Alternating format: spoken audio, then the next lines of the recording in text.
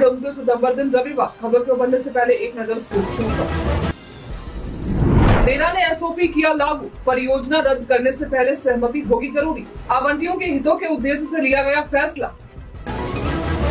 उत्तर बिहार में मंडराया बाढ़ का खतरा, नेपाल में भारी बारिश से उफनाई बिहार की नदियां, लोगों को सुरक्षित स्थान पर जाने की जा रही अपील। पैक्स चुनाव पर बड़ा अपडेट, 100 सदस्य नहीं होंगे उम्मीदवार, अध्यक्ष की संपत्ति से 200 मीटर दूर बनेगा मतदान केंद्र। राजगीर में महिला एशियन हॉकी चैंपियन ट्रॉफी का होगा आयोजन, बिहार में पहली बार हो रहे आयोजन को लेकर भव्य तैयारी, 11 से 20 नवंबर तक होगी प्रतियोगिता। प्रवासी मजदूरों और छात्रों की सुरक्षा के लिए नई पहल, प्रवासियों की समस्या का बिहार भवन में होगा समाधान, प्रवासियों के अधिकारों की रक्षा करने में मिलेगी मदद। बाढ़ से सुरक्षित रहने के लिए जानेंगे जरूरी टिप्स, आपदा प्रबंधन विभाग ने शेयर किए जानकारी, मदद के लिए टोल फ्री नंबर और हेल्पलाइन नंबर भी हुआ जारी। टोल टैक्स कैसे होता है निर्धारित, क्या सभी सरकारी वाहनों को मिलती है टोल टैक्स में छूट, जाने किन वाहनों पर नहीं लगता है tax. University college of medical sciences Delhi university ने जूनियर असिस्टेंट के 29 पदों पर भर्ती निकाली है। इस भर्ती के लिए आवेदन प्रक्रिया शुरू हो चुकी है।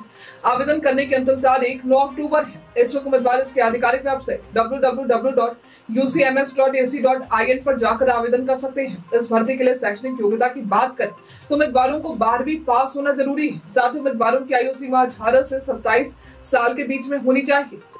इस पद पर भर्ती हुए उम्मीदवारों को 19,000 रुपए से लेकर 63,200 रुपए तक सैलरी मिलेगी। भर्ती से संबंधित सटीक और अधिक जानकारी के लिए आप इसके आधिकारिक वेबसाइट और अधिसूचना को देख सकते हैं। हाल ही में एक नई मानक संचालन प्रक्रिया यानी एसओपी को Bihar real estate regulatory authority यानी रेरा ने लागू किया है, जिसके तहत रियल एस्टेट परियोजना को रद्द करने से पहले आवंटियों की सहमति लेनी जरूरी होगी, जिनके लिए परियोजनाओं को बिना सहमति के रद्द करना अक्सर वित्तीय और मानसिक नुकसान का कारण बनता था। उन आवंटियों के हितों की सुरक्षा के उद्देश्य से ये फैसला राहत की खबर होगी। अब किसी भी परियोजना को रद्द करने से पहले प्रमोटर या भू मालिक को सार्वजनिक नोटिस जारी करना होगा, फिर आवंटियों को सुनवाई का अवसर रेरा की तरफ से दिया जाएगा। एक बार फिर से उत्तर बिहार में बाढ़ का खतरा मंडराने लगा है। इसकी वजह है पड़ोसी देश नेपाल में होने वाली भारी बारिश। इस बारिश के कारण बिहार में कोसी, गंडक, कमला, बलान समेत गंगा और कई नदियां उफान पर हैं। भारी मात्रा में नेपाल से पानी छोड़ा गया है, जिस वजह से बिहार की ये नदियां उफनाई हुई हैं। बाढ़ प्रभावित इलाकों में लोगों को सुरक्षित स्थान पर जाने की अपील की जा रही है। आपको बता दें कि बीते दिन कोसी में वीरपुर बैराज से करीब 5,49,500 क्यूसेक और वाल्मीकि नगर बैराज से गंडक नदी में 5,01,650 क्यूसेक पानी छोड़ा गया था। जल संसाधन के अधिकारी और अभियंता बढ़ते बाढ़ के खतरे के बीच हाई अलर्ट पर हैं। बाढ़ के कारण पूर्वी चंपारण, पश्चिमी चंपारण, अररिया, किशनगंज, भोपाल, शिवहर, सीतामढ़ी, सुपौल, सिवान, मधेपुरा, मुजफ्फरपुर, पूर्णिया और मधुबनी के 20 प्रखंडों के 140 ग्राम पंचायत बाढ़ से प्रभावित है।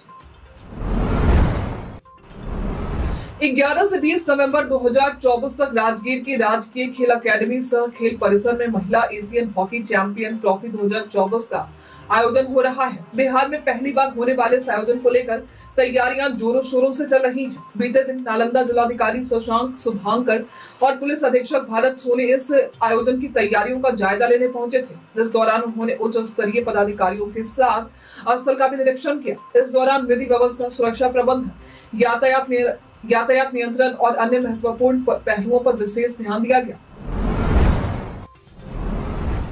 महिला एवं बाल विकास निगम ने एक ऐसा सॉफ्टवेयर तैयार किया है जिससे घरेलू या किसी वजह की हिंसा से पीड़ित महिलाओं की मदद की जाएगी। इसके तहत पीड़िता हेल्पलाइन नंबर 181 पर कॉल करेंगी।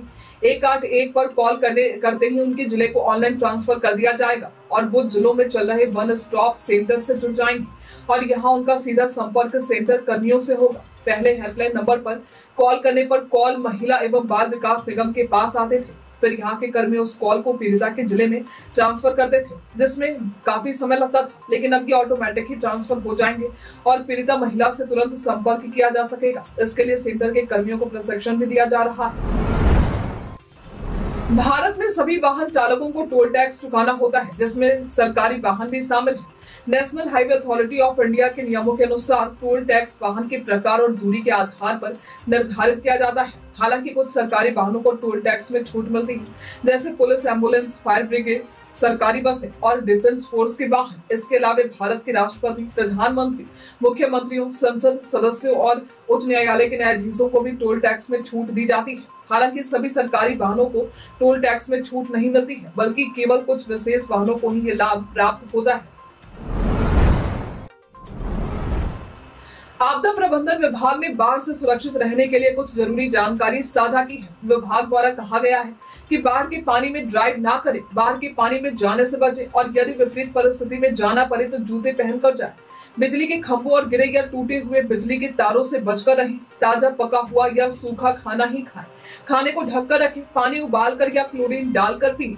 बाढ़ के बाद क्षतिग्रस्त बिजली उपकरणों के प्रयोग से पहले उनकी जांच करवा लें। मलेरिया या डेंगू से बचने के लिए मच्छरदानी लगाएं। पानी की पाइप या सीवर में टूट फूट हो तो शौचालय या नल के पानी का उपयोग ना करें।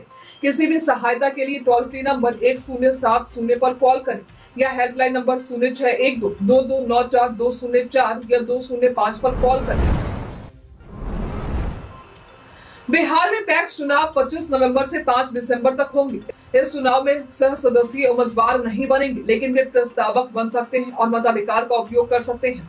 राज्य में 8,463 पैक्स हैं, जिनमें 1.45 करोड़ सदस्य और करीब 50,000 सह सदस्य हैं। पैक्स के सदस्यों को 11 रुपए जमा करना होता है, जबकि सह सदस्यों को केवल 1 रुपए का शुल्क देना होता है। पैक्स चुनाव में केवल सदस्य ही चुनाव लड़ सकते हैं। मतदान केंद्र पैक्स अध्यक्ष की संपत्ति से 200 मीटर दूर बनाए जाएंगे और इसके लिए उप विकास आयुक्त जिम्मेदार होंगे, लेकिन अंतिम निर्णय जिलाधिकारी लेंगे। बिहार के सरकारी स्कूलों में आधार कार्ड की अनिवार्यता कर दी गई है। इसके कारण लगभग 25 लाख बच्चे सरकारी योजनाओं से वंचित हो सकते हैं। इस नियम के चलते कई अभिभावक अपने बच्चों का नामांकन नहीं करवा पा रहे हैं, जिससे साइकिल, पोशाक और स्कॉलरशिप जैसी योजनाओं का लाभ नहीं मिल रहा है। शिक्षा विभाग ने आधार कार्ड बनवाने का अंतिम मौका दिया है, लेकिन जागरूकता की कमी और आवश्यक दस्तावेजों की अनुपलब्धता समस्या बढ़ा रही है। कुछ अभिभावक फीस का भुगतान करने में असमर्थ हैं। ग्रामीण क्षेत्रों में जागरूकता अभियान चलाना, मोबाइल वैन के जरिए आधार कार्ड बनवाने की सुविधा प्रदान करना और गरीबों के लिए शुल्क में छूट देने की जरूरत है। अगर समय रहते कदम नहीं उठाए गए तो लाखों बच्चे सरकारी योजनाओं से वंचित रह जाएंगे। बिहार सरकार ने प्रवासी बिहारी मजदूरों और छात्रों की सुरक्षा के लिए नई पहल की है। श्रम संसाधन विभाग ने निर्णय लिया है कि बिहार भवन दिल्ली में 24 घंटे तक विशेष सेल कार्य करेगा, जिससे प्रवासियों की समस्याओं का समाधान किया जा सकेगा। वर्तमान में बिहार से 45,78,000 लोग विभिन्न राज्यों में काम कर रहे हैं और 5.52 लाख छात्र पढ़ाई कर रहे हैं। इस सेल के तहत सहायक श्रमायुक्त और उप श्रमायुक्त के नए पद बनाए गए हैं, जो प्रवासियों की सहायता करेंगे। इसके अलावा एक सार्वजनिक टेलीफोन नंबर जारी किया जाएगा ताकि शिकायतें तुरंत सुनी जा सके। इस पहल से प्रवासियों की सुरक्षा और उनके अधिकारों की रक्षा में मदद मिलेगी। बिहार सरकार ने भूमि सर्वेक्षण अभियान शुरू किया है, जिसे 2025 विधानसभा चुनाव से पहले पूरा करने का लक्ष्य रखा गया है। हालांकि रैयतों में कागजात निकालने में भारी कठिनाई और भ्रम की स्थिति बनी हुई है, जिससे सरकार के खिलाफ आक्रोश बढ़ रहा है। इस स्थिति को देखते हुए मुख्यमंत्री नीतीश कुमार ने उच्च स्तरीय बैठक में अधिकारियों को निर्देश दिया है कि रैयतों को किसी भी प्रकार की परेशानी न हो। उन्हें दस्तावेज अपलोड करने के लिए अतिरिक्त समय देने की बात कही गई है। बैठक में ये भी निर्देशित किया गया है कि भूमि सर्वेक्षण, म्यूटेशन और अभिलेखों को समांतर तरीके से दुरुस्त किया जाए। इसके साथ ही सर्वेक्षण कार्य की व्यापक जानकारी का प्रचार प्रसार सुनिश्चित करने की आवश्यकता पर जोर दिया गया है। बिहार में त्योहारों के दौरान महिला उद्योग संघ द्वारा 28 सितंबर से 2 अक्टूबर तक ज्ञान भवन में वार्षिक दशहरा मेला आयोजित किया जा रहा है। बीते दिन इस मेले का उद्घाटन केंद्रीय एमएसएमई मंत्री जीतन राम मांझी और बिहार के उद्योग मंत्री नीतीश मिश्रा ने किया। मेले में विभिन्न राज्यों के 220 स्टॉल लगाए जाएंगे, जिसमें सिल्क, हैंडलूम, ज्वेलरी, सत्तू, पापड़ और मिथिला पेंटिंग जैसे उत्पाद प्रदर्शित होंगे। मेले का theme women entrepreneurship development and gender equality रखा गया है, जो महिला उद्यमियों को एक मंच प्रदान करता है। स्टॉल पर महिलाएं सस्ते दामों में खूबसूरत एथनिक वेयर और एक्सेसरीज खरीद सकती हैं। ये मेला विशेष रूप से महिला उद्यमियों के लिए बनाया गया है, ताकि वे अपने उत्पादों को बढ़ावा दे सकें। व्हाट्सएप पर यूजर्स बिना फोन नंबर सेव किए भी मैसेज कर सकते हैं। इसके लिए व्हाट्सएप ऐप में न्यू चैट बटन पर टैप करके नंबर कॉपी करना होगा और टेक्स्ट बॉक्स में जाकर पेस्ट करना होगा। अगर नंबर व्हाट्सएप पर है तो आप चैट कर सकते हैं। इस आसान तरीके से आप आसानी से बिना नंबर सेव किए व्हाट्सएप पर किसी से भी बात कर सकते हैं।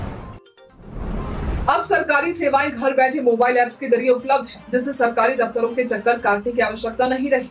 यहाँ 5 महत्वपूर्ण सरकारी ऐप्स आज हम आपको बताएंगे जो हर स्मार्टफोन में होने चाहिए। इसमें सबसे पहले है उमंग। यहाँ केंद्र और राज्य सरकार की सेवाएं जैसे पैन कार्ड, पासपोर्ट और ट्रेन टिकट बुकिंग की एक ही प्लेटफॉर्म पर मिलती है। इसके बाद है डिजी लॉकर ऐप, जहाँ जरूरी डॉक्यूमेंट्स जैसे वोटर आईडी कार्ड और ड्राइविंग लाइसेंस को सुरक्षित रखने के लिए डिजिटल लॉकर है। वही एम पासपोर्ट सेवा, जहाँ पासपोर्ट से जुड़ी सभी सेवाएं ऑनलाइन जैसे अपॉइंटमेंट बुकिंग और स्टेटस चेक करना। उसके बाद है पासपोर्ट सेवा, जहां पासपोर्ट से जुड़ी सभी सेवाएं ऑनलाइन जैसे अपॉइंटमेंट बुकिंग करना और स्टेटस चेक करना जैसी सुविधा मिलेगी। फिर है एम परिवहन, जहां वाहन के दस्तावेजों की जानकारी, वर्चुअल आरसी और डीएल जैसे सेवाएं उपलब्ध रहेंगी। एम आधार, जहां आधार कार्ड डाउनलोड कर सकते हैं, एड्रेस अपडेट और वेरिफिकेशन की सुविधाएं भी मिलती हैं। इन एप्स को गूगल प्ले स्टोर या एप्पल ऐप स्टोर से डाउनलोड किया जा